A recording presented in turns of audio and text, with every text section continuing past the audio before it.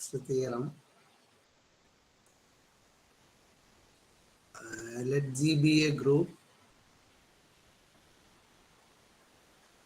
Let G be a group, and A, comma B is subgroups of G. Okay, A and B are subgroup of G.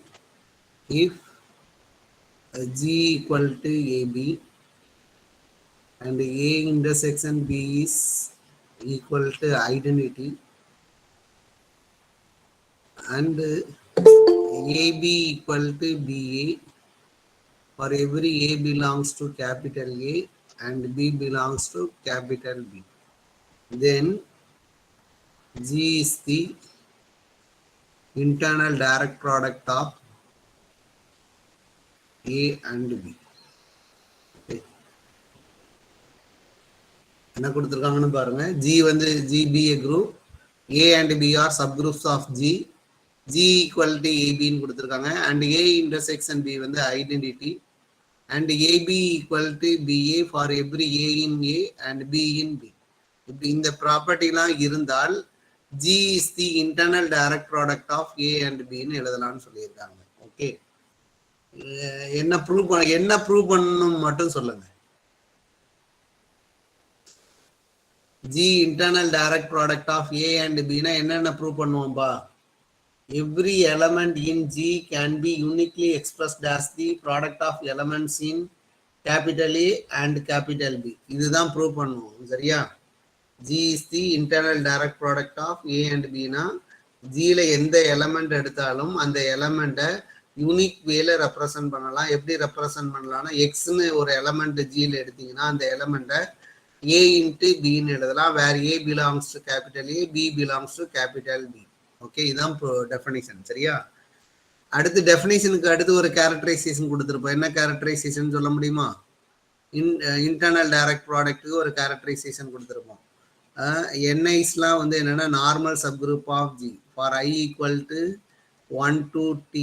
Okay, then என்ன எழுதியிருப்போம்னா G is internal direct product of N1, N2 up to Nt இருந்தால் if and only if என்ன பார்த்துருக்கோம்னா G equal to N1, N2 up to Nt இருக்கணும், and Ni intersection N1 to Ni minus 1, Ni plus 1 to Nt.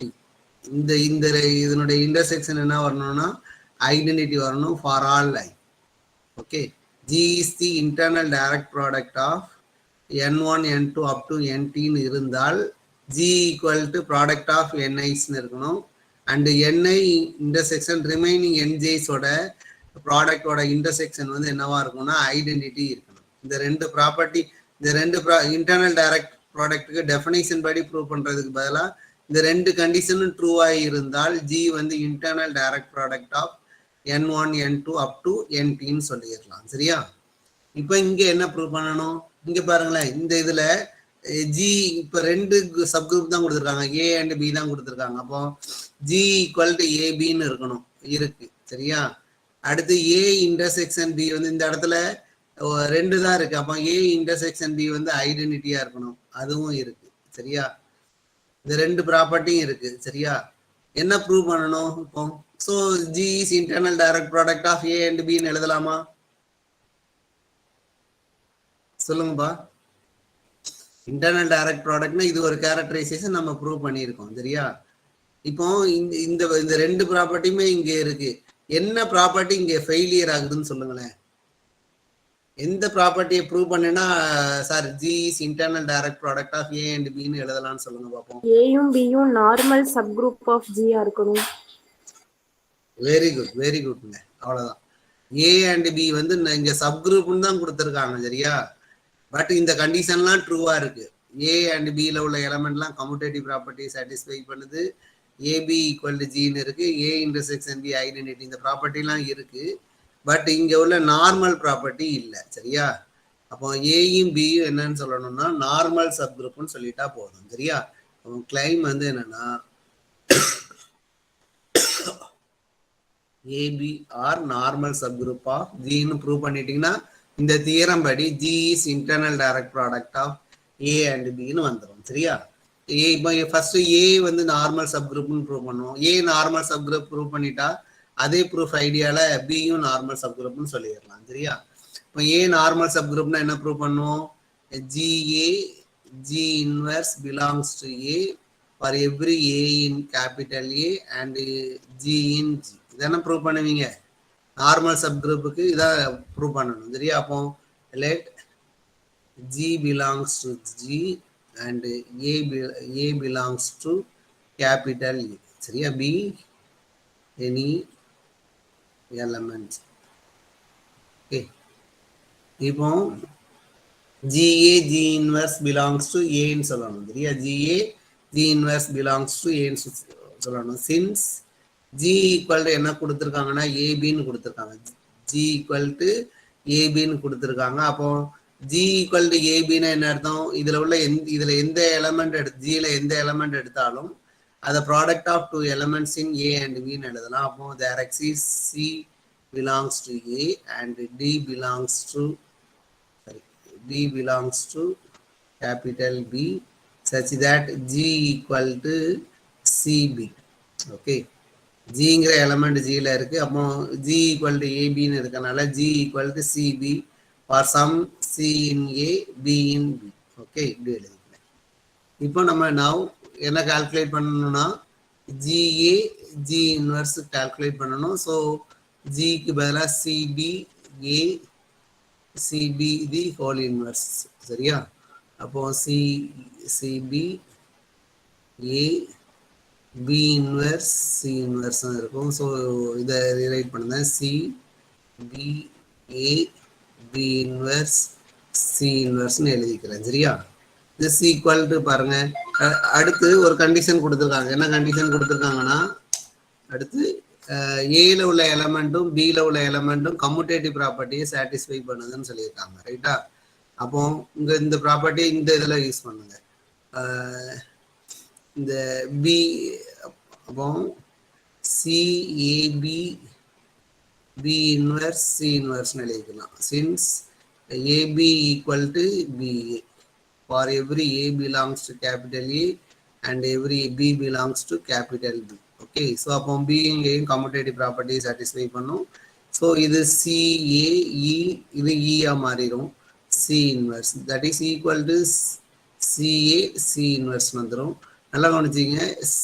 A எங்க இருக்குன்னா capital ஏல இருக்கு, C எங்க இருக்குன்னா capital ஏல தான் இருக்கு. A வந்து சப் குரூப். சரியா? ஸோ அப்போ வந்து C implies CA C inverse வந்து எங்க இருக்கும்? ஏல தான் இருக்கும். ஏன்னா இந்த ரெண்டு C வந்து ஏல இருந்தா C இன்வர்ஸ் எங்க இருக்கும்? ஏல தான் இருக்கும். சரியா? இப்போ 3 எலமெண்ட்டுமே ஏல தான் இருக்கு. ஏ சப் குரூப். ஸோ அப்போ இந்த ப்ராப்பர்ட்டி ட்ரூ. அப்போ GA G inverse belongs to என்னன்னா ஏன்னு. GA G inverse belongs to A ன்னு சொல்லிடலாம். ஸோ இதுல இருந்து என்ன கன்க்ளூட் பண்ணலாம்னா A is a normal subgroup of G. Okay, A is a normal subgroup of G. இதே மாதிரி அடுத்து B வந்து நார்மல் சப்குரூப்னு சொல்லணும். So B dash belongs to capital B ன்னு எடுத்துக்குவோம். சரியா? என்ன ப்ரூவ் பண்ணா தென் GB G inverse belongs to B ன்னு சொல்லணும். ஜிக்கு பதிலாக GB dash. சரியா? ஜிக்கு பதிலாக CBA சப்ஸ்டியூட் பண்ணுங்க. CB B dash CB the whole inverse. சரியா? ஸோ அப்போ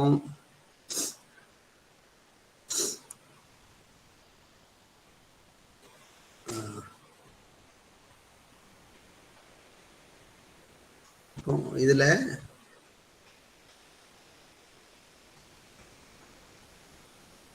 CB B dash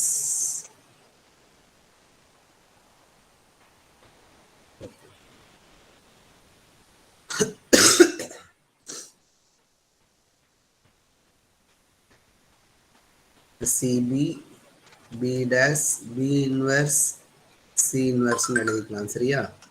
நல்லா கவனிச்சிங்க. B dash B இன்வர்ஸ்லாம் எங்க இருக்குன்னா Bல இருக்கு, கேபிட்டல் Bல இருக்கு. ரைட்டா? C எங்க C இன்வர்ஸ்லாம் எங்க இருக்குன்னா பிலாங்ஸ் டு கேபிட்டல் ஏல இருக்கு. A அண்ட் Bல உள்ள எலமெண்ட் எல்லாமே கம்யூட்டேட்டிவ் ப்ராப்பர்ட்டியை சாட்டிஸ்ஃபை பண்ணும். அப்போ இந்த BC CB equal to B CB equal to பிசின்னு எழுதிக்கலாம் சரியா. ஏன்னா ஏ அண்ட் பியில் உள்ள எல்லா எலமெண்ட்டும் கம்யூட்டேட்டிவ் ப்ராப்பர்ட்டி சாட்டிஸ்ஃபை பண்ணு. இந்த ப்ராப்பர்ட்டி ட்ரூ. ஸோ அப்போ சி வந்து ஏல இருக்கு. அப்போ சி வந்து இந்த பி டேஷ் பி இன்வர்ஸ் கூட கம்யூட்டேட்டிவ் ப்ராப்பர்ட்டி சாட்டிஸ்ஃபை பண்ணி இங்கே கொண்டு வந்துடலாம் சரியா. அப்போ B dash B inverse C இன்வர்ஸும் இருக்கும். ஸோ அப்போ இது ஐடென்டிட்டியாக மாறிடும். So B dash B inverse மூணுமே இந்த 3 எலமெண்ட் எங்கே இருக்குன்னா பியில் தான் இருக்குது. So belongs to B. இப்போ G B dash G inverse belongs to பின்னு வந்துட்டு so B is a normal subgroup of G. So அப்போ இந்த ரிசல்ட்டை யூஸ் பண்ணுங்க. ஏயும் பியும் நார்மல் சப் குரூப்னு சொல்லிட்டோம். ஸோ இந்த ஜி ஈக்குவல் டு ஏபின்னு இருக்கு. ஏ இன்டர்செக்ஷன் பி ஐடென்டிட்டி இருக்கு. ஸோ பை திஸ் தியரம் ஏன்னு எடுத்துக்குவோம் சரியா. So by theorem A G is the internal direct product of A and B ன்னு எழுதிக்கலாம். A and B ன்னு எழுதிக்கலாம் சரியா. Okay. So we get the result. Next theorem பாருங்க. பட் இந்த ரிசல்ட்டை நான் இது யூஸ் பண்ணணும். பட் ப்ரூஃப் எழுதியிருந்தேன் சரியா. Let G be a cyclic group of order mn. Okay. where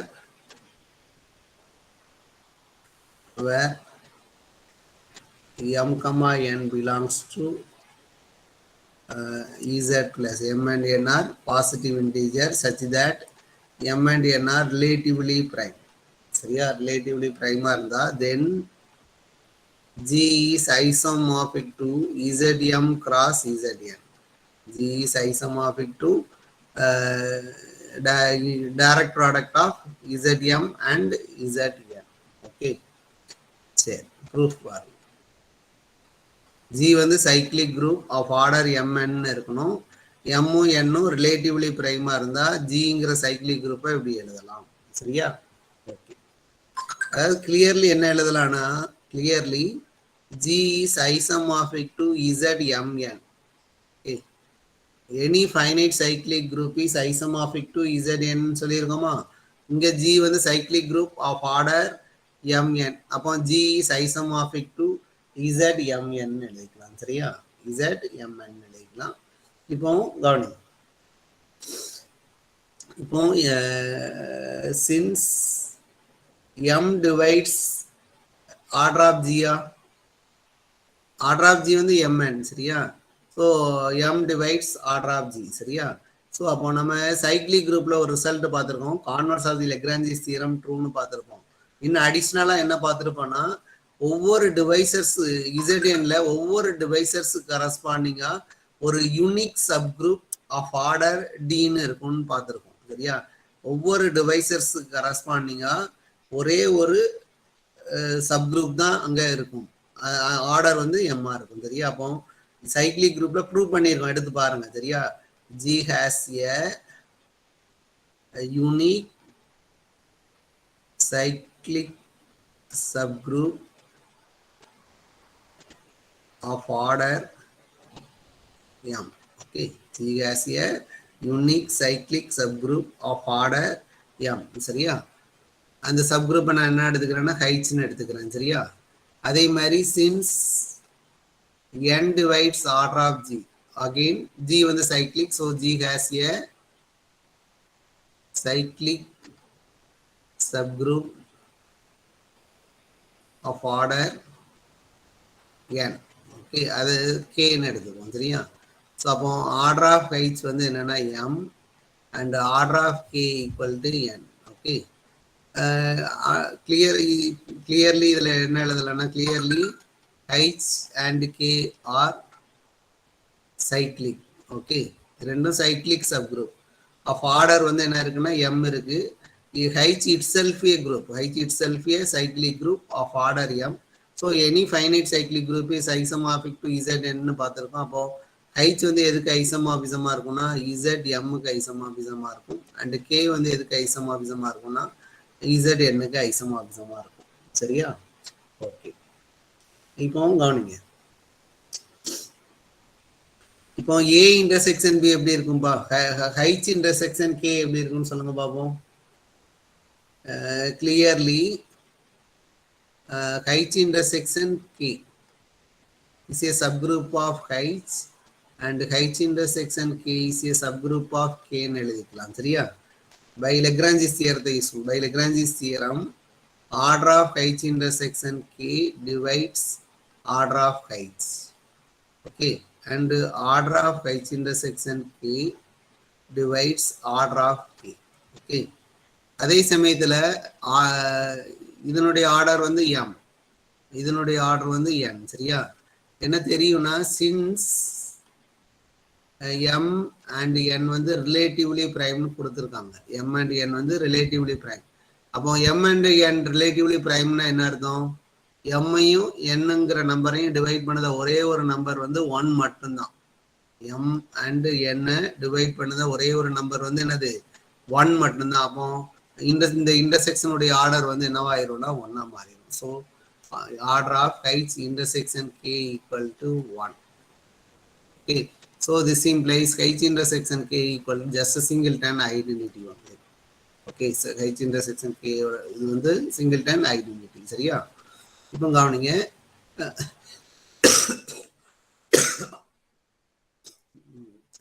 G வந்து அபிலியன். சரியா? G வந்து சைக்ளிக் குரூப் தானே. Every cyclic group is abelian. So abelian குரூப்ல எல்லா சப் குரூப்பும் என்னவா இருக்கும்னா நார்மலா இருக்கும். சரியா? அப்போ H and K are normal subgroup. H and K are normal subgroup. சரியா? ஓகே, இப்போ ஹைச் அண்ட் கே வந்து நார்மல் சப் குரூப்பா இருந்தா ப்ராடக்ட் வந்து என்னவா இருக்கும்னா சப் குரூப்பா இருக்கும். ரெண்டு சப் குரூப்ல ஒரு சப் குரூப் நார்மலா இருந்தாலே ப்ராடக்ட் வந்து சப் குரூப் தான். ஸோ ஹைச் கே வந்து subgroup of G. Okay, and order of H K calculate பண்ணுங்க. Order of H K equal to order of H into order of k by order of height intersection k. Okay, இதனுடைய height ஓட order m, k ஓட order n, இதனுடைய order 1. சரியா? so m this equal to mn, this equal to order of g. அப்போ sub குரூப்போட ஆர்டரும் குரூப்போட ஆர்டரும் சேமா இருக்கா? சப் குரூப்போட ஆர்டரும் குரூப்போட ஆர்டரும் சேமா இருக்கு. அப்போ g equal to hk ன்னு எழுதிக்கலாம். சரியா? அண்ட் என்ன இருக்குன்னா H intersection K equal to ஐடென்டிட்டின்னு நம்ம ப்ரூவ் பண்ணியிருக்கோம். சரியா? இப்படி இருந்தா என்ன சொல்லலாம்பா? சொல்லுங்க பார்ப்போம். H and K are normal subgroup of G and intersection is identity. இப்படி இருந்தா என்ன அர்த்தம்? தியரம் ஏ யூஸ் பண்ணலாமா? தியரம் ஏ என்னன்னு பாருங்க. H and K are normal subgroup of G, H G equal to H into கேன்னு prove பண்ணிட்டோம். H intersection K வந்து ஐடென்டிட்டின்னு ப்ரூவ் பண்ணிட்டோம். ஸோ பை தியரம் ஏ படி G is the internal direct product of H and கேன்னு எழுதலாம். சரியா? So by theorem A, so by theorem A படி என்ன எழுதலாம்னா G is the internal direct product of H and K. Okay, அடுத்து ஒரு theorem பார்த்துருக்கோம். G is the internal direct product of H and கேன்னு இருந்தா ஜி வந்து ஐசோமார்பிக் டு ஹைச் கிராஸ் கேன்னு பார்த்துருக்கோம் ஒரு தியரத்துல. நேற்று பார்த்தோம் ஒரு தியரம். சரியா? ஜி இஸ் தி இன்டர்னல், இது வந்து இஃப் அண்ட் ஒன்லி இஃப். சரியா? G is the internal direct product of H and கேன்னு இருந்தா, சரி, இஃப் அண்ட் ஒன்லி இஃப் இல்லை, ஜி வந்து ஐசோமார்பிக் டு ஹைச் கிராஸ் கேன்னு பார்த்துருக்கோம். சரியா? ஓகே, இப்போ ஹைச்சோட வேல்யூ என்னதுப்பா? So G is isomorphic. ஹைச்சுக்கு பதிலாக என்ன போட்டுக்கலாம்? இசட்எம். ஹைச்சுக்கு பதிலாக இசட்எம். சரியா? கிராஸ் கேக்கு பதிலாக இசட்எம் போட்டுக்கலாம். இந்த எழுதியிருக்கோம்ல, H isomorphic to Z M, K isomorphic to Z M. சரியா? இந்த ரிசல்ட்டை யூஸ் பண்ணி இதில் நான் சப்ஸ்டியூட் பண்ணிடுறேன். ஸோ அப்போ ஜி என்ன, அதே சமயத்தில் ஜி என்னன்னு பாருங்க. ஜி வந்து இசட்எம்என். இசட். சரியா? அப்போ ஜி வந்து cyclic group of order mn இருக்கிறப்ப m and n are relatively பிரைமா இருந்தா ஜிஏ இப்படி எழுதலாம். ஜிஏ வந்து இப்படி எழுத முடியும். சரியா? இன் ஜென்ரல் என்ன எழுதலாம்னா, in general ZMN is isomorphic to Zm cross Zn if and only if M and N are relatively prime. M and N are relatively prime. This is standard result. M and N are relatively prime. Okay. For example, for example, n equal to p1 power k1, p2 power k2, and so on. Pr power kr where pi's are distinct prime. Where pi's are distinct prime. Okay.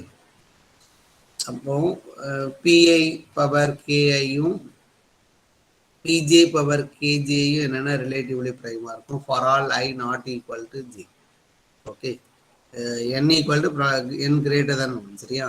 n equal to this ன்னு எழுதுனீங்கன்னா where pi's are distinct prime இருக்கிறப்போ pi power kயும் pj power kயும் relatively prime இருக்கும். ஏன்னா pi'ஸ்லாம் distinct prime. அதனால piயும் pjயும் distinct prime. So அது relatively prime இருக்கும்.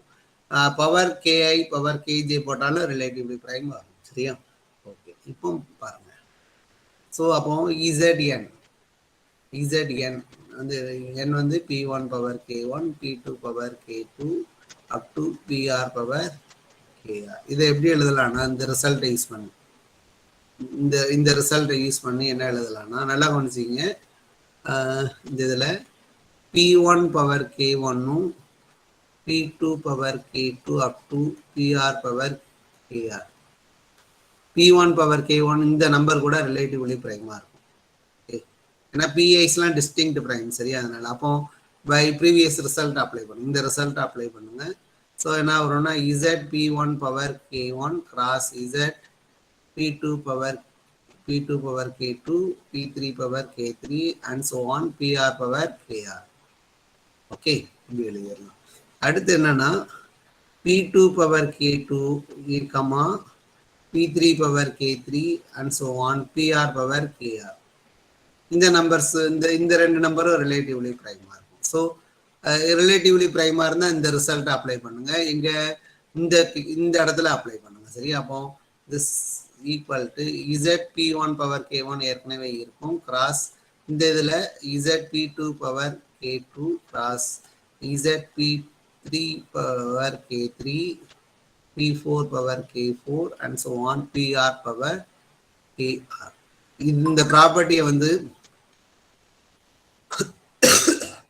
இந்த ப்ராப்பர்ட்டியை இந்த இதில் அப்ளை பண்ணிக்கிட்டே இருங்க ஒவ்வொரு ஸ்டேஜா. அடுத்த ஸ்டேஜ் வந்து என்னன்னா z p3 power k3 வரும் கிராஸ் ரிமைனிங். இப்படியே போய்கிட்டே இருந்தீங்கன்னா ஒரு ஸ்டேஜில் இந்த zn எப்படி இருக்குன்னா z p1 power k1 cross z p2 power k2 cross up to z pr power kr. சரியா? ஸோ அப்போ இந்த ரிசல்ட் முக்கியமானது. சைக்ளிக் குரூப்பை வந்து டீகம்போஸ் பண்ணிடலாம். சைக்ளிக் குரூப்பை ப்ராடக்ட் ஆஃப் சைக்ளிக் குரூப்னு எழுதிக்கலாம். சரியா? இசட் என்ன இப்படியும் பார்க்கலாம்ப்பா. சரியா? ஒன்றும் இல்லை. இப்போ z6ன்னு எடுத்தீங்களா? z6 எப்படி எழுதலாம்னா z3 கிராஸ் z2ன்னு எழுதலாம். ஏன்னா 2 and 3 ஆர் ரிலேட்டிவ்லி பிரைம். சரியா? அதே மாதிரி z12 எடுத்தீங்கன்னா 4 into 3ன்னு எழுதலாம். 12 வந்து 4 into 3, 4 and 3 R relatively prime. அப்போ z4 கிராஸ் z3ன்னு எழுதலாம். சரியா? இது எல்லாமே ஐசோமார்பிக் தான். சரியா?